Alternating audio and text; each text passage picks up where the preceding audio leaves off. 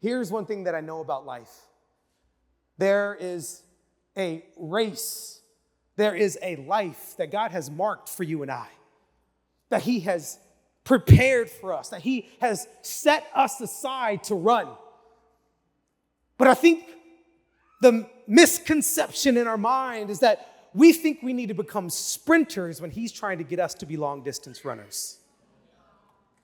You see, if you're going to make it in the end, if you're going to live the life that you were created to live, if you're going to establish the rhythms that will propel you into the future, then there's some things that you need to do to ensure that you make it in the long run.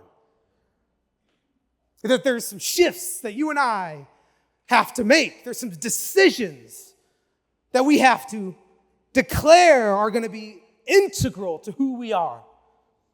See, here in the beginning, it says, therefore, since we are surrounded by such a great cloud of witnesses, let us throw off everything that hinders and the sin that so easily entangles. See, it says, therefore, let us throw off everything that hinders. And I love the language of this. It does not say that it needs to fall off. It does not say that you just need to let it go. And I think a lot of times, this is how we perceive those things in our lives that are stuck to us far longer than they're supposed to. We expect that God's going to remove them rather than we need to throw them off. See, it's a shift from being passive to taking initiative. And he says, let us throw off everything that hinders. See, when we're running through the gate, running through the airport, trying to get to our gate, and there's stroller, and we checked this one in. This one shouldn't be here, but this one got checked in. But everything else was a carry-on. Because the airline that we flew, that shall remain nameless, Fiji Airways, they decided that they wanted to have a ridiculous check-in policy, that it was for us to check in this one bag, it was $500. Right? That's what I said. I said, what? Nah, you don't mean that. I think you need to drop that zero. It was an accident. I think you mean 50. No, $500 for one bag. So I don't know about you, but the way my bank account is set up, I ain't got that kind of money right now. 500 plus 500 plus 5. So I was like, we can't afford that. And so we're like, all right, we're going to do carry on. And we'll just figure it out. We'll be fine. And it would have been fine if we had 2 hours to get through the airport. But when we had 20 minutes to get to the airport, it was not fine. I cannot tell you how much these bags held us back. I can't tell you how much all of the stuff in here hindered our movement.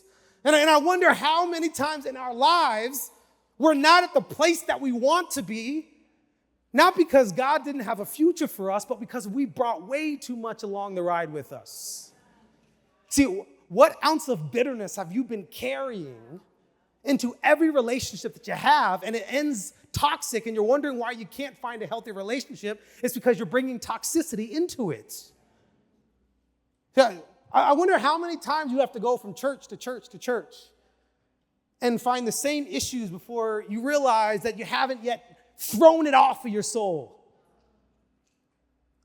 See, there's something inside of every single one of us, that there's baggage that we carry into our future. There's stuff that we deal with. There's trauma. See, it's never a question of will stuff happen to you, but why are you walking with it? Check it in.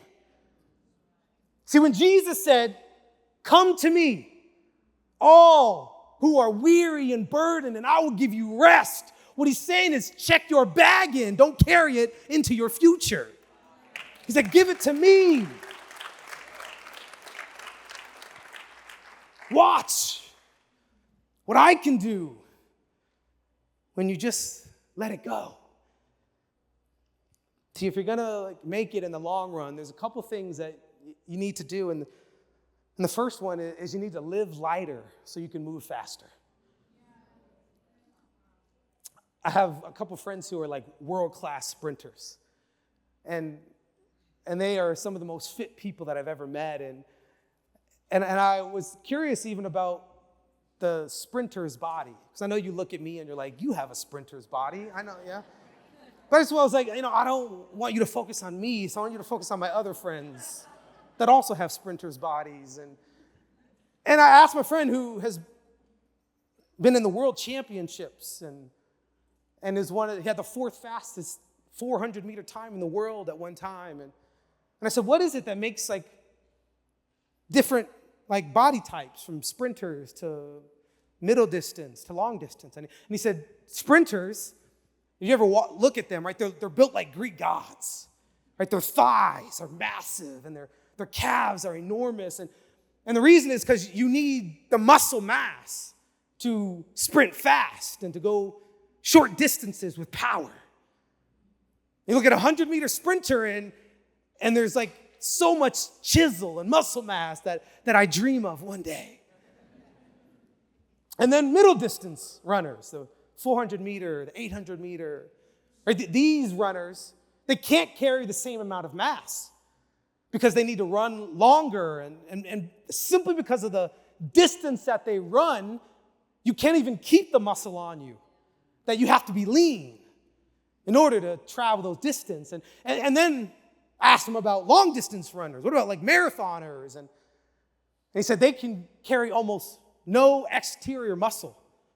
Because when you're running 14 miles, 18 miles, same that happens with me when I'm just casually running 26 point whatever miles. He said you can't keep muscle on because you're just burning so much calories. And you look at marathon runners, right? They're like toothpicks. There's like no exterior muscle mass, but the thing is all of their muscle mass is internal. It's their lungs, it's their core, it's their abs. Their abs have abs.